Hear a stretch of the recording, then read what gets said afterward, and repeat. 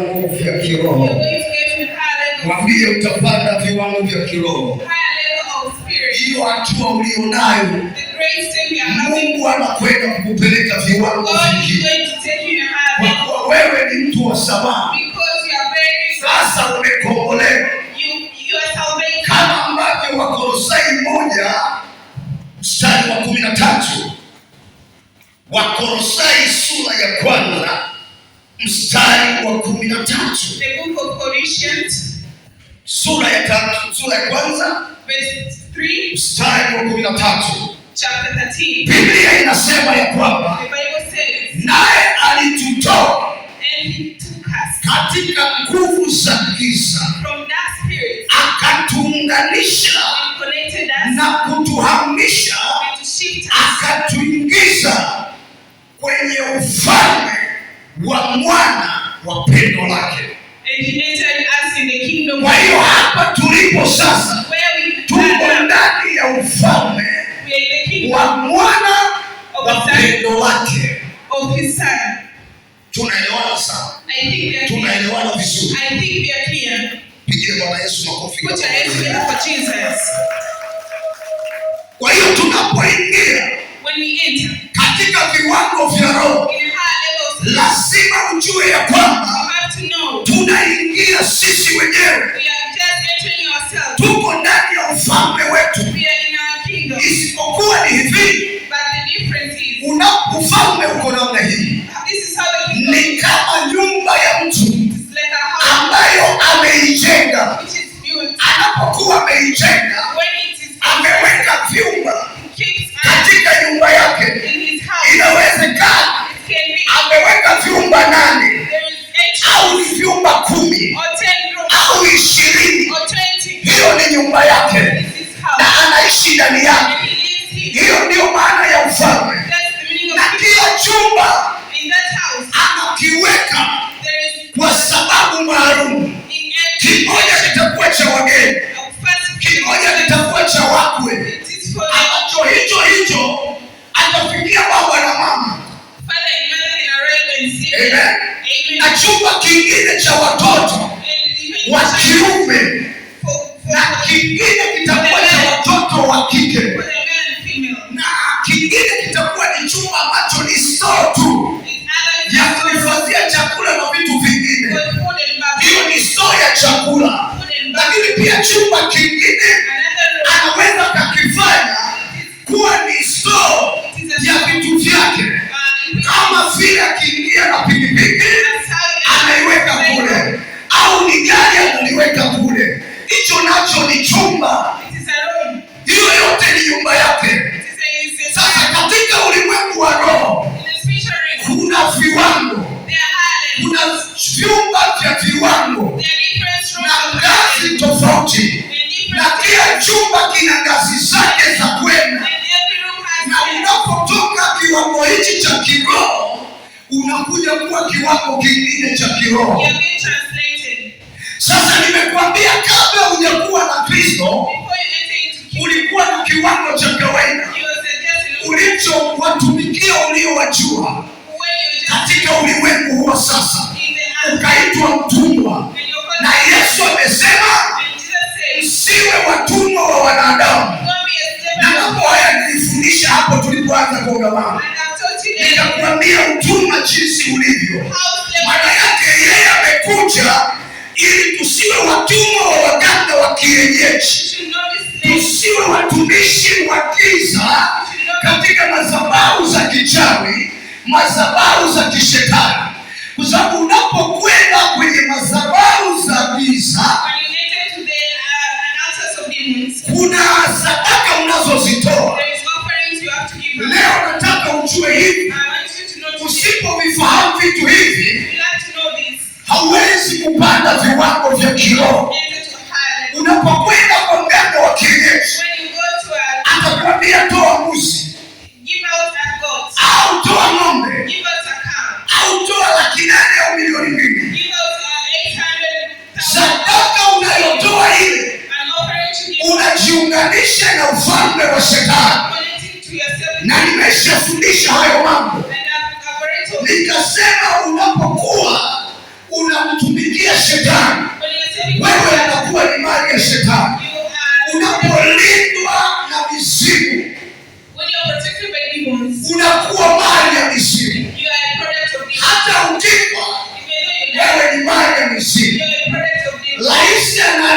analindwa na Watanzania. Wale wanaomlinda ni Watanzania. Hata ikitokea amekufa saa hiyo, Watanzania ndio wanaomzika, kwa sababu yeye ni mali ya Watanzania. Wewe ukilindwa na Mungu, hata ukifa saa hiyo, wewe ni mali ya Mungu. Lakini ukifa mikononi mwa mizimu, mizimu inahusika kwenye msiba wako, kwa sababu wewe ni mali ya Shetani. Sijui kama unanielewa vizuri. Sijui unanielewa vizuri mwana wa Mungu. Kitabu cha Yuda sura ya kwanza. Tuanze sasa. Anaweza kusomea katibu yuko wapi leo? Akawa hajafika bado. Aya, naomba nisomee kitabu cha Yuda cha kuchana. Amen. Kitabu cha Yuda kitakwambia jinsi ambavyo wewe unatakiwa kuwa upande wa nani. Kuna viwango ukiwa wewe ni mtu wa tofauti kabisa, wewe ni mtu mwingine kabisa. Leo nataka nikutoe kwenye viwango vya utumwa uwe kwenye viwango vya kiroho ambavyo unakuwa mtu wa tofauti. Kitabu cha Yuda sura ya kwanza mstari kuanzia wa 6 soma tu. Neno la Mungu linasema, na malaika wasiolinda enzi yao wenyewe. Biblia inasema na malaika wasiolinda enzi yao wenyewe, lakini wakayaacha makao yao yaliyowaruhusu. Lakini waliacha makao yao yaliyowaruhusu.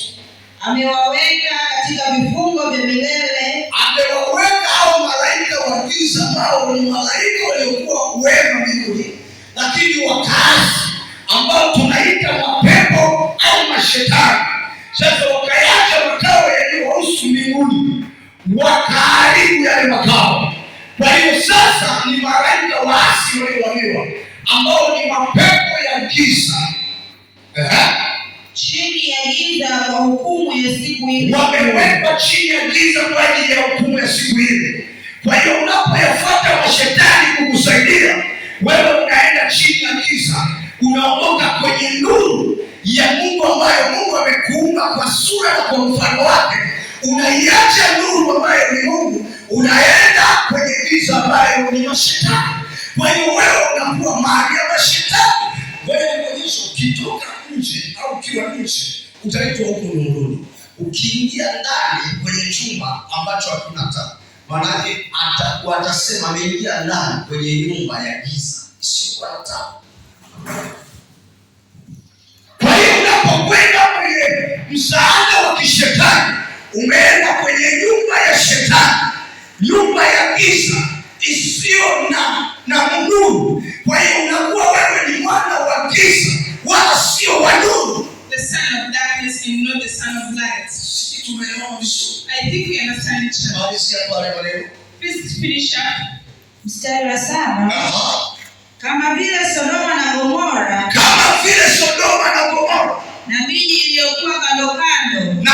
iliyokuwa kando kando, waliofuata uasherati kwa jinsi moja na hao waliofuata uasherati. Kwa maana kumbe mtu anapofuata uasherati au anapokuwa mwasherati, unajua Biblia inapozungumza ya kwamba kitabu cha Waebrania 13 mstari wa kwanza hadi ule wa 5 anasema ndoa na iheshimiwe na watu wote, na marazi yawe safi.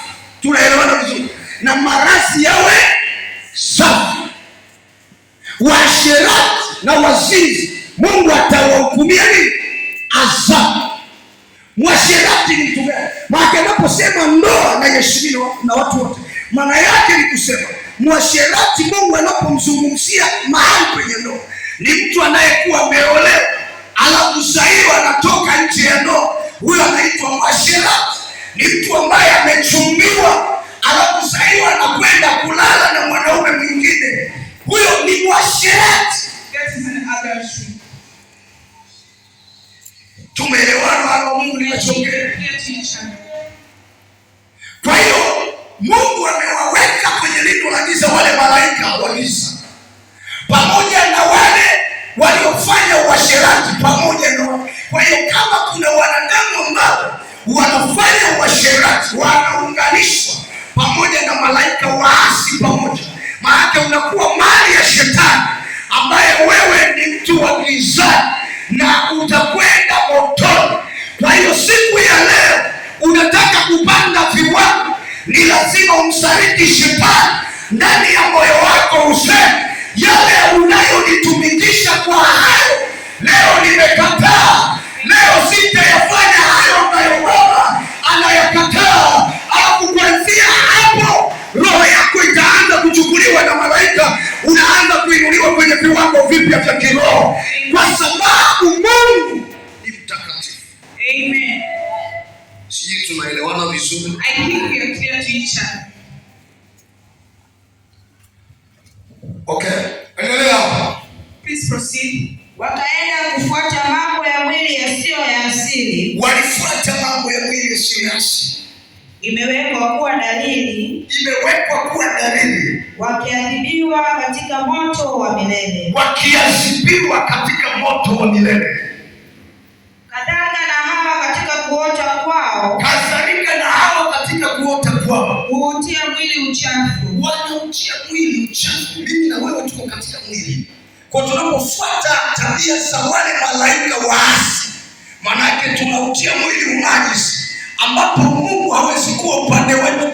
Unaweza ukawa unaomba kila wakati, unahitaji kupanda viwango, unakuta viwango haviinuki, kwa sababu kuna kitu ulichokibeba ambacho ni mali ya shetani, ambacho hakihusiani na Mungu. Wakati unaomba Mungu umebeba, unadaiwa na shetani ulichobeba. Na Biblia inasema kwa kuwa shetani ni mshtaki wetu. Sawa? Petro wa kwanza sura ya 5 mstari wa 6 hadi wa 8.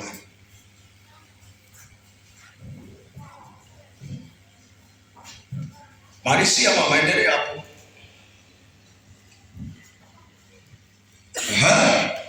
Hukataa kutawaliwa. Wanakataa kutawaliwa Na kuyatukana matukufu. Lakini Mikaeli, malaika mkuu. Msikilize sasa Biblia inachosema, hiyo point tunamalizia. Lakini Mikaeli, malaika mkuu, aliposhindana na Ibilisi na kuhojiana naye kwa ajili ya mwili wa Musa, hakuthubutu kumshtaki kwa kumlaumu. Hakushubutu kumshtaki shetani kwa kumlaumu, bali alisema Bwana na akukemee. Unafikiri kwa nini shetani alikwenda kuchukua mwili wa Musa baada ya Musa kufa? Kuna mahali Musa alikosea njiani.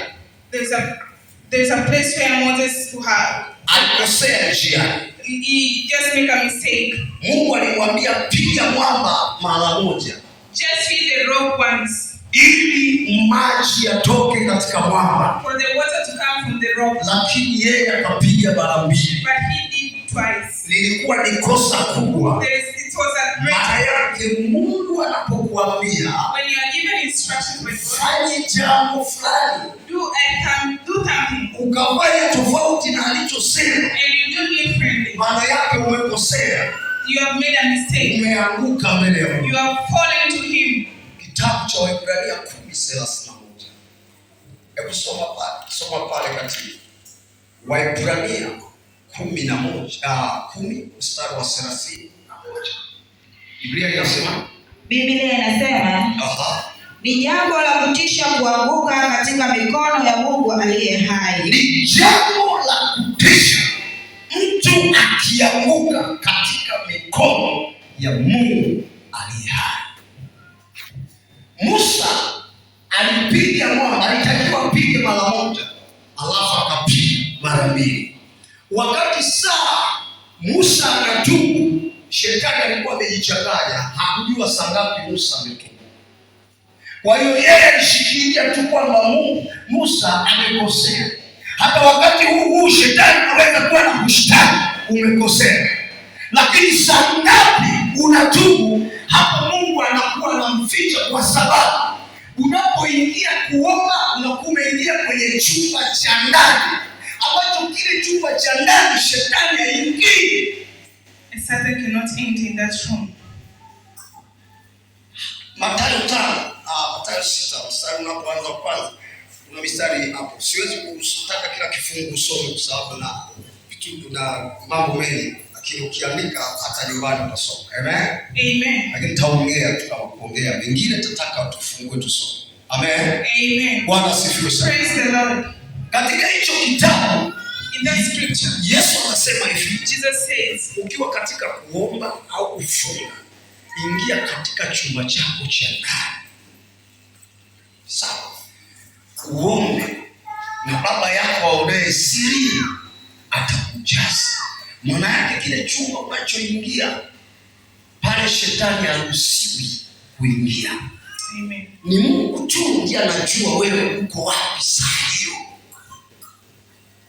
Ukishaingia kuomba, when you enter to pray, yale unayoomba, whatever you pray, shetani haruhusiwi kuyasikia. Satan cannot hear his. Kwa hiyo wakati unatubu, when you shetani hajui kama umetubu, he does not know when you na are, hajui kama umesamehewa. and he doesn't know that you are forgiven. Yeye atashikilia tu lile ulilofanya, He has just touched what you have done, ila hajui kufuatilia upendo wa Mungu juu yako, but he cannot block the love of jinsi God. ulivyo mkubwa, How it is strong, kwamba hata kama umekosea, even though you are wrong, Mungu ni Baba but God is a ambaye Father ataumia sana who will just get jinsi ulivyokosea. for the mistake. Ni kweli atatamani kukuadhibu, He could want to punish you, lakini atataka kukufuatilia kama Baba, but he wants to be a father to you, akusanye tena in order to katika hali ile ile ya dhambi, in that time of atakuchukua kwa sababu wewe ni mwanae. he will take you because you are his son. Hakuna mama hapa There is no man ambaye amewahi kumtupa mwanae who has ever kwa thrown sababu amebeba mimba nyumbani. because you have just Atatembea na kufoka, you will just speak a lot watagombezana kweli kweli. and enter into Kwa court. nini amebeba mimba nyumbani? Why has she competed? Lakini atakuwa ni mwanae, But she's going atamwacha nyumbani, she's going to be atabeba na mjukuu and she take ambaye away hamjui baba yake. who is not familiar to the Kwa hiyo family. Yesu Kristo kazi yake So Jesus Christ ilikuwa ni kukubeba wewe na dhambi zako, carry you in your na ndiyo kazi aliyonayo. and in the Kwa world. hiyo usiogope, hata kama leo Not get scared. umekuja na dhambi uliyoitenda juzi Come with your au jana. yesterday. Maadamu umefika hapa, As long as you are here, wewe sio wa kawaida kutoka leo, same from today. kwa sababu ni kahaba asiyemcha Mungu ni tofauti na kahaba anayeenda kanisani. Kwa sababu kahaba anayeenda kanisani, kuna siku atajua upendo wa Mungu, alafu ataacha dhambi yake. Lakini asiyemcha Mungu hawezi kuacha dhambi, kwa sababu hamjui Mungu wala neno lake hajifunzi. Kwa hiyo wewe kuwepo mahali hapa sio mtu wa kawaida. Pamoja na kile ulichobeba umekosea, lakini Mungu leo atakuhifadhi hai. Mbele ya adui yako hawezi kuja kukuzuru, kwa sababu hajui saa ngapi Mungu amekusamehe. Wewe ni mwana wa Mungu. You're a child of God. Makosa yako hayafuti wewe kuwa mwana. It doesn't take away Utabaki kuwa mwana. you are going to remain to be a Kwa habari son. ya makosa, Even though utapambana na baba yako.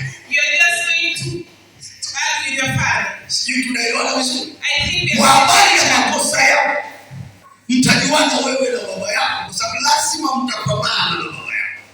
Lakini haiondoi hali ya wewe kuwa mwana. does not erase you to be Ni sawa na leo mtu anaweza akasema, a person can say mtu akianguka dhambi when somebody sins au akamwacha Mungu, or leaves God, jina lake linafutwa mbinguni.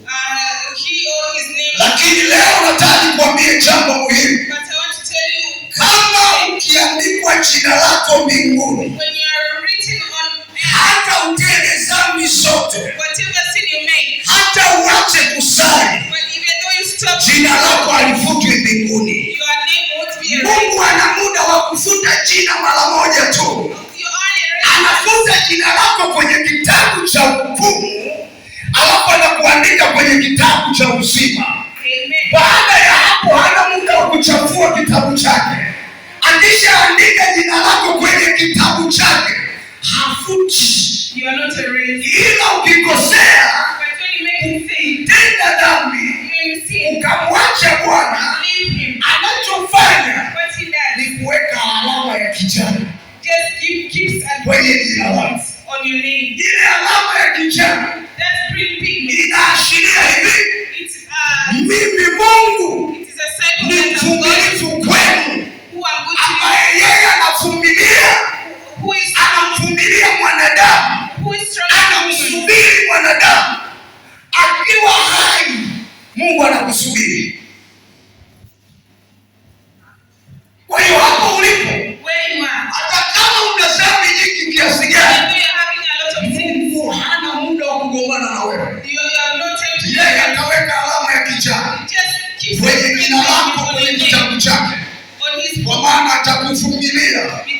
Leo umeanguka, kesho umemkataa, lakini kuna siku utarudi mwenyewe. Kwa hiyo hana muda wa kufuta jina. Kwa hiyo akijua sasa wewe umemkosea, atakuvumilia mpaka uhai wako wa mwisho, mpaka saa unakufa bado anakuvumilia. Amen.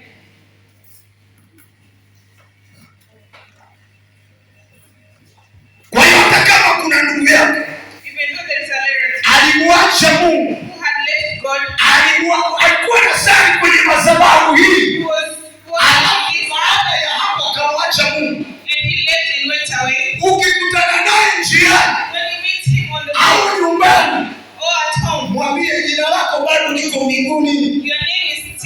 Hayo unayoyafanya, endelea kufanya huku unamkumbuka Mungu, alafu ulinganishe hayo unayoyafanya. Je, yana thamani zaidi ya Mungu?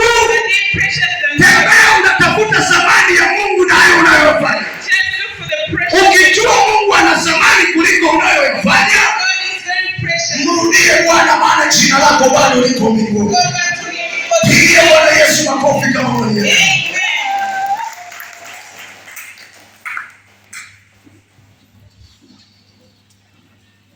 Yesu Kristo, Jesus Christ, aliposema ya kwamba, when he said, Mathayo sura ya 7 the book of Matthew mstari wa kwanza, verse 7, anasema usihukumu usije ukahukumiwa. do not lament because you'll be lamented. Kwa kuwa hukumu utakayopima, because the judgment which you juu ya mtu mwingine, on another person, ndio utakayopimiwa. that's what you're going to be done. Kwa lugha hiyo ni kusema, the same way, neno la Kristo, the word of God, kazi yake sio kuhukumu kwa dhambi uliyonayo. it is not to punish you for the fault you have. Hukumu ya Kristo, the punishment from God, iko siku ya mwisho. it is at the last breath. Katika uvumilivu wa Mungu, mwisho wa mwanadamu, at the last breath of human. Hukumu ya Mungu haiko sasa, the judgment is not wala today. hauhukumiwi kwa chochote wakati huo. You are not being Na kama umeanguka bado hujahukumiwa, you haven't been rudi kwa Bwana ili hukumu isikukute. go back and beg for forgiveness. Hukumu yenyewe ina uhai, The judgment lives. inasubiri mwisho wako It waits for your last breath. utakapoondoka duniani. When you leave this Huo earth. ndio mwisho wa Injili, That's the end of ndio mwisho wa kuiona sura ya Kristo, the end of the face ndio of Jesus mwisho wa Christ. kuwaona watumishi wa Mungu. The end of the earth. Hapo tayari hukumu inaanza na wewe. There is when the judgment. Lakini kama uko hai But when you are still na alive Injili unaisikia, and you hear the preaching, hakuna hukumu yoyote inakuja juu yako, there is no any judgment on wala hakuna dhambi itakayohukumiwa juu yako saa hiyo. no sin which will be judged. Ila Mungu anakusubiri But Jesus is going utende dhambi yako, uchoke, to sin and mourn. alafu aone umeona thamani ya kuwepo Mungu kwenye maisha yako. And you have to see his preciousness. Utakapoona dhambi haina thamani, If you see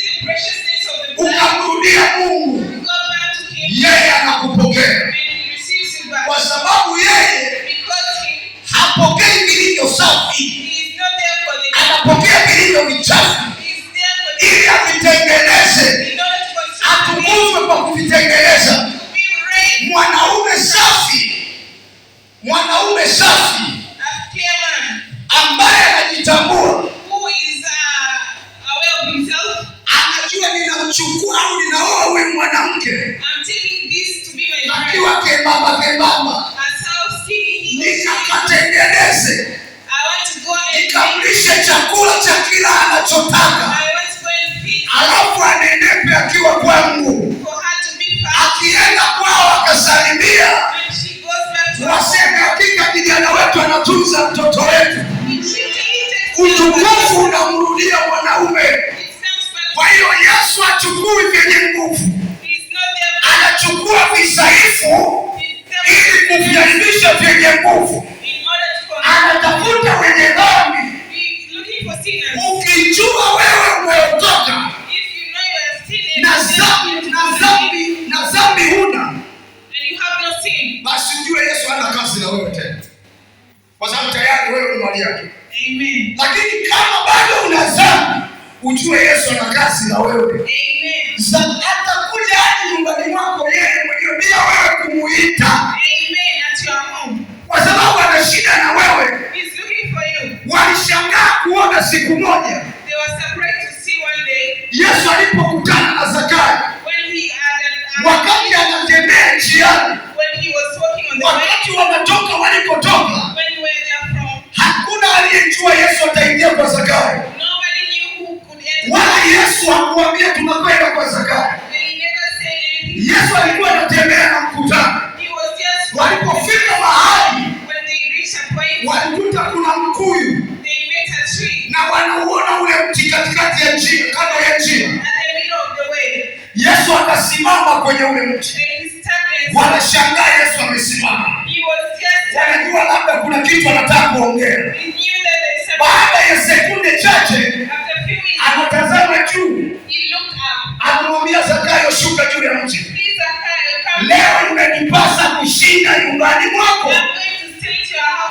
Maana yake ni hii kwamba siku ya on the previous day we have learned kitabu cha Isaya 65, the book of Isaiah verse 65, kuanzia mstari wa 18 chapter 1 chapter 18 hadi mstari wa 25 to 25. Yesu anasema, Jesus says, kuanzia mstari wa 24 from chapter 24, anasema ya kwamba he says, itakuwa kabla hawajaniomba, it will come before you, nitajibu maombi yao, na wakiwa katika kusema, nitasikia kile wanachosema.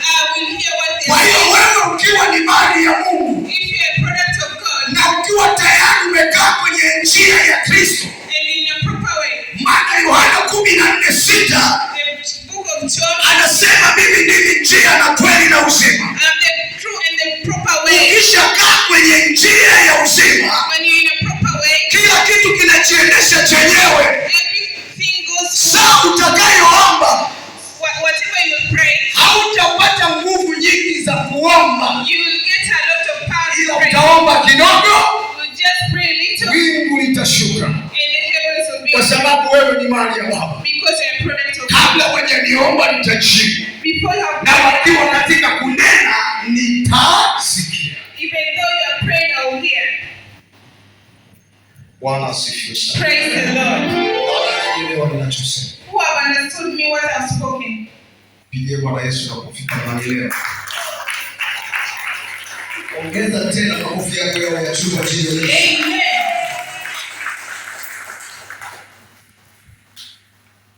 Hivyo ndio viwango vya roho. That's the levels of spirit. Kwanza umjue Yesu ni nani? You should know who Jesus is. Na wewe umjue ni nani? And you have to know who you are. Yesu alipotukuta sisi ni watumwa. When we are still slaves. Kitabu cha waraka wa kwanza wa Wakorinto. The book of Corinthians. Waraka wa kwanza wa Wakorinto sura ya 12 mstari wa kwanza. Nisome katibu hapo mara moja. Mstari mmoja tu. Miwili moja. Takwambia basi. Waraka wa kwanza Wakorintho sura ya 12 mstari wa kwanza. Biblia inasemaje? Basi ndugu zangu, kwa habari za karama za Roho. Basi ndugu zangu, kwa habari ya karama za Roho, sitaki mkose kufahamu. Kwa karama za Roho sitaki mkose kufahamu. Kwa sababu unapomuomba Mungu, maana yake unaingia kwenye karama ya Roho. Maana yake unaingia kwenye viwango vya Roho ya Mungu. Wajua ya kuwa mlipokuwa watu wa mataifa, mnajua mlipokuwa watu wa mataifa, mlichukuliwa kufuata sanamu zisizonena. Kwa hiyo mlipokuwa watu wa mataifa, hamjui, mlikuwa watumwa, ambao mtumwa yeye kazi yake ni kuchukuliwa, ni kuamriwa kufuata sanamu zisizonena. Maana yake kama ulifuata sanamu zisizonena hapo mwanzo, maana yake wewe ulikuwa mtu wa mataifa, wala sio wa Mungu. Kama mlivyoongozwa. Kwa hiyo ndio na waarifu ya kwamba hakuna mtu anenaye katika Roho wa Mungu, kusema Yesu amelaaniwa. Wala hawezi mtu kusema Yesu ni Bwana, isipokuwa katika Roho Mtakatifu. Maana yake ukisema Yesu ni Bwana kwenye maisha yako, ukisimama tu kasema Yesu ni Bwana, maana yake ukisema tu Yesu ni Bwana, Jesus is the King, wewe unatokana na Mungu. You are a product of God. Na Roho wa Mungu anakaa ndani yako. The Spirit of God is upon you. Yesu alipokuja, when Jesus came, alitaka tutoke kwenye utumwa. He wanted us to come from kama tulipoteza roho zetu, when we had lost ourselves, kwenye madhabahu za kichawi, in this dark spirit, kwenye madhabahu za uganga, dark spirit, tukapeleka maisha yetu kule, we had taken our lives there, tukapeleka na familia zetu kule. we are also taking our Yesu alikuja ili kurudisha vilivyopotea. He just came to take. Maana alipoingia kwa Zakayo, when he entered to Zacharias, Zakayo alijikuta mwenyewe anashangaa kinachotokea ndani yake. He was surprised what is happening to him. Yeye alikuwa ni mtoza ushuru. He was a tax collector. Akalikuta Yesu mwenye haki alipofika. When he saw Jesus who had arrived, moyo wake ukaanza kutubu. He started ukaanza kuwa na toba. He started getting humble. Ukashuka chini. He bowed down. Vile alivyowachukulia watu, zile fedha alizowachukulia kwa hila. For those who had taken tax from the people, watu walipoteza pesa zao kwa hila ya Zakayo. People who had been taken away their properties. Yesu alipoingia kwa Zakayo, when Jesus entered to Zacharias, Roho ya Mungu ilimwamuru Zakayo, the Holy Spirit upon arudishe pesa za watu zilizopotea. Take back all the taxes which kwenye mikono yake. From his hands. Unajua ukichukua pesa ya mtu, when you take material, kiroho lazima urudishe. You have to bring it back. Ukiona biashara yako unapata pesa zinapotea, when you see it, just jiulize kama uliwahi kupoteza hela ya mwenzako. Just know that you have ever. Kama ulikopa hela ya mwenzako kurudisha, and you never took it back, unaoja unalopewa. that's a warning you're giving. Zakayo alichukua vitu vya watu kwa hila vingine, taking taxes with zaidi ya kilichoamriwa kutolewa. It was improper. Yeye akakizidisha He added kwa ajili ya nafsi yake. for him. Yesu alipoingia, When Jesus roho ya toba ikaingia ndani yake, he was humbled and akawarudishia watu vitu vyao. he took back people's property. Kwa hiyo kama Kristo amekuja kwako, If Jesus has come to your life, vile vilivyopotea whatever was stolen, lazima virudishwe. they have to come back to Na you. kama adui yako alivibeba, Even the enemies Yesu ataanza safari ya kwenda kwa adui yako. and Jesus will go to your Ataingia nyumbani kwa adui yako to their house. na kumwambia virudishe alivyovichukua kwako. Tell them Kama alichukua ndoa yako, Yesu anaenda nyumbani kwake, atawagombanisha warudishe ndoa irudi kwako. Amen. Kama ni walichukua biashara yako katika ulimwengu wa roho, Mungu anaingia kwao. Amen. Watarudisha. Amen. Hebu sema amina yenye nguvu nisikie. Amen. Bado sijasikia sauti yako. Hebu sema amina nisikie. Amina. Sema haleluya.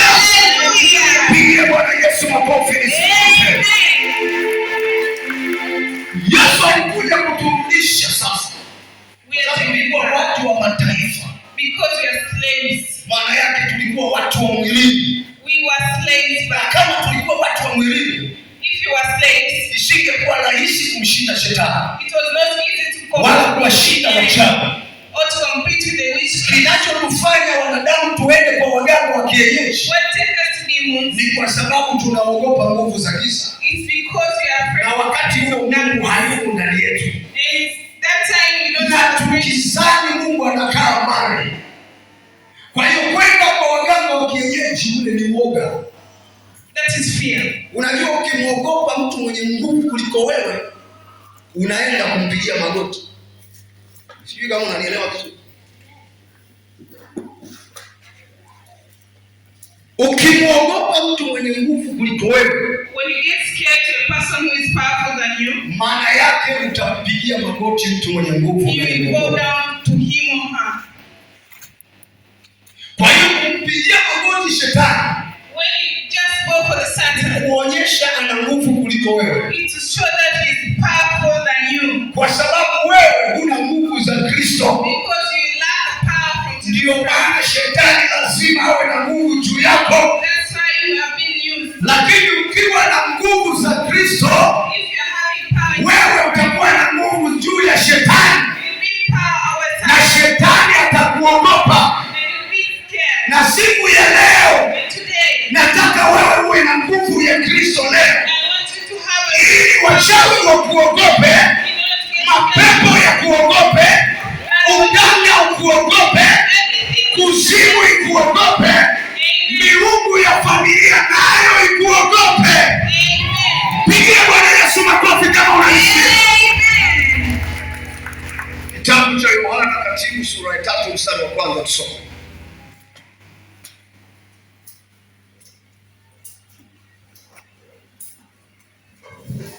Yohana Mtakatifu sura ya 3 mstari wa 1 tusome. Tafuta mara moja.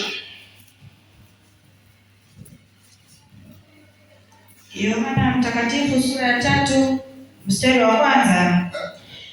Basi palikuwa na mtu mmoja wa Mafarisayo, jina lake Nikodemo. Biblia inasema palikuwa na mtu mmoja wa Mafarisayo, jina lake akiitwa Nikodemo, mkuu wa Wayahudi. Huyu alikuwa ni mkuu wa Wayahudi. Huyo alimjia usiku akamwambia, Huyo alimjia Yesu usiku akamwambiaje? Rabi, Rabi, twajua ya kuwa u mwalimu, tunajua ya kwamba wewe ni mwalimu, umetoka kwa Mungu, tena wewe uliyetoka kwa Mungu, kwa maana hakuna mtu awezaye kuzifanya ishara hizi uzifanyazo wewe, tena hakuna mtu awezaye kuzifanya ishara hizi unazozifanya wewe, isipokuwa Mungu yu pamoja naye. isipokuwa Mungu yuko pamoja naye. Yesu akajibu akamwambia,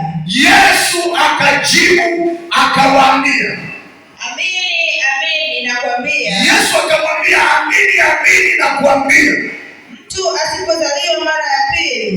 asipozaliwa mara ya pili, hawezi kuona ufalme wa Mungu. hawezi kuona kabisa ufalme wa Mungu. Nikodemo akamwambia, Nikodemo akamwambia Yesu, awezaje mtu kuzaliwa akiwa mzee? kibinadamu mtu akishazeeka haiwezekani tena kurudi tumboni mwa mama yake. Aweza kuingia tumboni mwa mama yake mara ya pili akazaliwa? Anaweza kuingia tumboni mwa mama yake mara ya pili akazaliwa? Yesu akajibu, amini amini nakwambia, amini amini nakwambia, mtu asipozaliwa kwa maji na kwa Roho,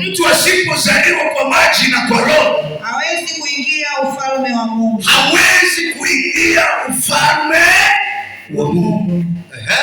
Kila kilichozaliwa kwa mwili ni mwili, na kila kilichozaliwa kwa Roho ni roho. Ni roho. Basi tulia hapo. Kilichozaliwa kwa mwili hicho ni cha mwili. Whatever is created on body is a body.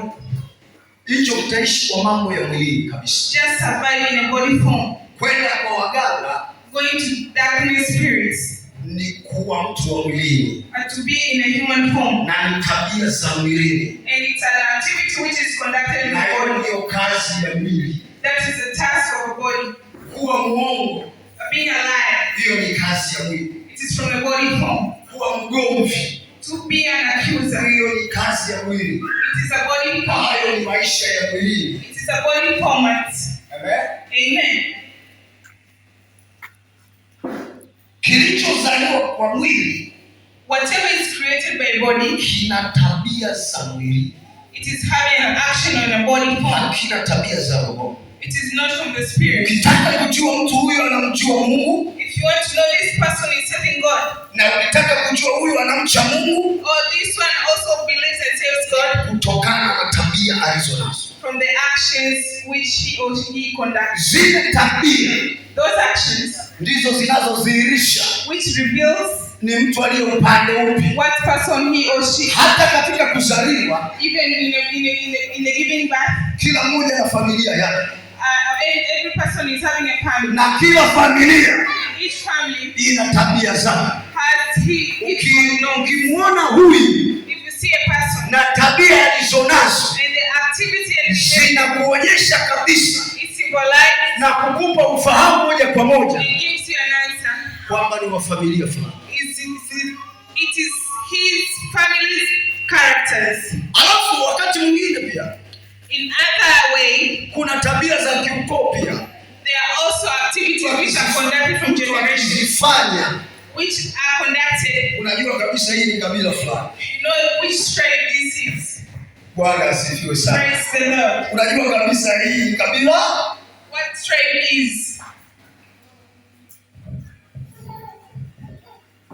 Sasa Nikodemo alipomuona Yesu, When Nicodemus saw kazi anazozifanya a task which he had conducted na tabia alizonazo and the behaviors he had na mafundisho alionayo, and the teachings he offered, alijua kabisa huyu sio mwalimu he never knew that it was a teacher yule aliyetoka Kariakoo, from a certain place, wala aliyetoka Mbezi, or from Bethel, wala aliyetoka Morogoro, or from Morogoro, wala aliyetoka Iringa. or from Irina. Huyu ni mwalimu This is a teacher aliyetoka mbinguni. from kingdom of God. Huyu hafanani na walimu wengine Cannot be compared katika ulimwengu huu, on this earth, maana wa ulimwengu huu because on this earth wanafundisha they just teach. lakini hawafanyi ishara kama unazozifanya. They do not make sin. Kwa hiyo ishara hizi unazozifanya, The signs you see, hizi ndizo zimenifanya mimi which have made me kutambua wewe to know you. umetoka kwa Mungu. You're from the kingdom of God. Haleluya. Hallelujah. Tunaelewana vizuri. I think we are clear to each other. Yesu Kristo Jesus Christ alitaka Nikodemo wanted Nicodemus awe mtu wa rohoni, to be a kwa sababu ukiwa mtu wa rohoni when you're a spiritual person, utafanya mambo yasiyowezekana, you will do things which cannot be done. alafu yatawezekana. There will be sin. Sijui umenielewa vizuri. I think we are clear. Pale kanisani kwangu, At my church, kuna mwanangu mmoja there is a certain son of mine, tangu kuzaliwa from his birth, hakuwahi kupakatia watoto kabisa. Sijui kama unanielewa vizuri. Hakuwahi kupakatia watoto, kwa lugha nyingine ni kuzaa. he has never had a child. Hajawahi kuwa na mtoto kabisa. He has never had a child. Ameolewa, She's just married. kakaa kwenye ndoa miaka 20, 10 years of marriage. lakini hajawahi kupata mtoto She kabisa. has never conceived. Lakini nilimwambia mume wake siku moja, I have never told her husband mume wake hajaokoka, he is not born again, lakini ananiamini. but he believes Wakati mke wake ameumwa ndani, when her wife was sick, alikuja ili nikamwombee mke wake, he came for me to go and pray for her lakini wife. yeye hajaokoka, But she's not. He is ila aniamini kwamba mimi ni mtumishi wa Bwana. but he believes in the Anaamini Lord. kwamba imetokana na Mungu. I'm anointed. Akaniambia, akasema mke wako anaumwa. My wife is sick. Nikafika kumwombea. I went and prayed for her. Nilipofika kumwombea, When I arrived, Mungu akanisemesha jambo I was told by God kuhusu yule mwanamke. about the wife. Sikuongea saa ile, I did not talk at that time. niliondoka. I left. Nikaenda nikalala nyumbani. I slept at my house. Nilivyolala, When I slept, asubuhi yake nilimuita yule baba. in the morning I called Nikamwambia God. Bwana ananiambia ya kwamba I'm told by God that mke wako amekuwa na changamoto kubwa he's having a great ya challenge kutopata watoto of conceiving kwa muda mrefu, for a long time. lakini hebu mlete nyumbani kwa Bwana. Please bring her to church. Mungu anaweza kumtendea jambo, God will do something for her. na lile alilopitia kwa muda mrefu For what challenge she has faced linaweza likaondoka kabisa, will be taken away, linaweza likapotea kabisa. be erased. Akaamini nilichosema, He believed what I said. hakuwa na shaka He never kwa had sababu alijiamini. because he believed. Akamruhusu mke wake She brought the woman, akaanza kuja kanisani. started attending the meeting. Alipofika kanisani, When she entered, nilimwambia wewe mama, I told her, you umefika kwenye madhabahu hii, have entered this house. utukufu wa Bwana utaona. Amen. Hiyo hali uliyopitia kwa muda mrefu Whatever your faith hapa imeshafutika kabisa. is erased. Miaka 20 uliyokaa, 20 years back, leo hii itakuwa historia. today is going to be a history. Leo ana watoto, amejifungua juzi. Nafikiri mtoto wa pili ana miezi 8 sasa. She's having 2 children. Sio yule tasa ambaye alizaliwa hawezi kuzaa. She's having 2 children. Na wewe kama uko mahali hapa, For who you are here, maadamu madhabahu hii ipo hapa for the altar is here. na siku ya leo uko hapa, Today you are here. haijalishi una muda gani mrefu Doesn't matter how long you juu ya jaribu ulilopitia, are. The challenge hilo jaribu limeisha kabisa. is Kwa Yesu, erased today. limeisha kabisa kabisa kabisa Erased kabisa. today. I think we understand each other. Usi ushuhuda wa uongo, ni ushuhuda wa kweli. It is a truth testimony. Amen. Amen. Ukija pale Tuliani ulisema, nabii ulisema ushuhuda ule mwanamke, mimi sitashuhudia kukwambia ni huyu, utamuita mume wake ndio akushuhudia. I'll call her husband for the testimony. Amen. Amen. Na sio hao tu. Kwa hiyo tukiwa mtu wa rohoni, If you're a spiritual person, Mungu anaweza kufanya mambo ya ajabu God does good things to your life yaliyozidi mawazo ya kibinadamu. beyond people's. Kinachotakiwa umwamini. Whatever you have to believe, Hapa ulipo leo, where you are today, nataka uwe mtu wa madhabahu leo. I want you to be a person. Nataka nikufanye kuwa mtu wa madhabahu leo. The person who belongs to a certain Madhabahu iliyo hai. a living altar. Uwe mtu mwingine kabisa kwenye hii A madhabahu. different altar in this living. Moto wa Mungu uwe juu yako. The fire holy on you. Roho Mtakatifu awe anaonekana juu Holy yako. Spirit to be upon your life. Wakati Mungu anataka Nikodemo abadilike, When Nicodemus had to change, akamwambia ni lazima uzaliwe mara ya pili. you have to be born again. Yesu alipotaka tuwe watu wa tofauti, When you were from slavery, tulipompokea tu when you were born again, tukiwa watumwa wa dhambi, from slavery, tukiwa watumwa wa shetani, from Satan, tukiwa watumwa wa waganga wa kienyeji, from demons and witchcrafts, tuliobeba hofu ya mauti which had carried fear kwa and death, kuwaogopa wachawi, to get scared of demons and darkness of spirit. alijua tumekuwa watumwa. We are already slaves. Akasema ya kwamba He said, kuanzia leo from today, siwaiti watumwa, I'm not calling you na slaves. waita rafiki. I'm calling Kwa you kuwa friends. mtumwa Because slaves hajui siri ya bwana wake, does not know the secret. lakini rafiki Because as a friend, lazima atajua siri ya rafiki yake. you know a secret of Kwa hiyo kuwafanya kuwa rafiki, to make you a friend, nataka muijue siri yangu mimi, you have to know the secret. siri ya Mungu The secret of God, ambayo iko ndani yetu which is inside our heart, ni mapenzi ya Mungu. the love of God, Maana ya mapenzi ya Mungu the meaning of love of God. au mapenzi ya Mungu ni nini? What the meaning of love of God? Mapenzi ya Mungu It ni kujua is to know kile ambacho Mungu anataka what God wants ufanye. to do. Ukishajua kitu gani Mungu anataka ufanye, You have to know what God wants to ukifanya anachotaka, and you do it correctly. umefanya mapenzi yake, You have done His will. umefanya You anachopenda. have done His will. Ukishafanya anachopenda, When you do what He wewe wants, umekuwa mwana wa Mungu you are kwa His son. kuyafanya mapenzi ya Mungu, kwa kufanya kile anachopenda. Ukifanya anachopenda, atakupa hata mengine ukumuomba. Kuna binti mmoja anaitwa Herodia, alicheza mbele ya mfalme, akafanya kile mfalme alipenda. Mfalme akafurahishwa na kucheza kwa binti yake.